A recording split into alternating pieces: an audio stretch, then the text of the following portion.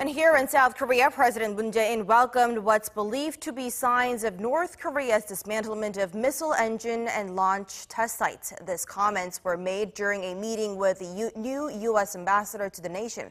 And our Blue House correspondent Moon Connyoung has the details.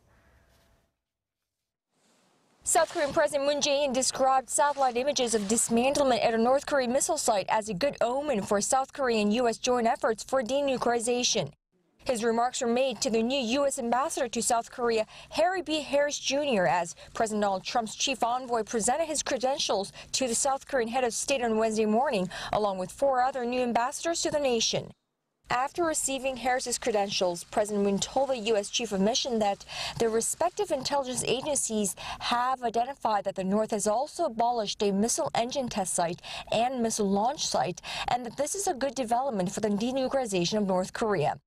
He stressed that the strong solidarity of the South Korea-U.S. alliance is now more important than ever as dialogue continues between the two Koreas and between North Korea and the United States at a crucial time. If U.S. remains are returned as promised, President Moon added, it would have a positive impact on Pyongyang-Washington dialogue. Ambassador Harris reportedly agreed with the South Korean president and said his country also looks forward to the shutdown of the North missile engine test site and the return of U.S. soldiers' remains. This was the first meeting between the new U.S. chief of mission and the South Korean president since the retired Navy admiral came to fill the post that had been vacant since his predecessor Mark Lippert's term ended in January 2017. Moon Connyoung, Arirang News, The Blue House.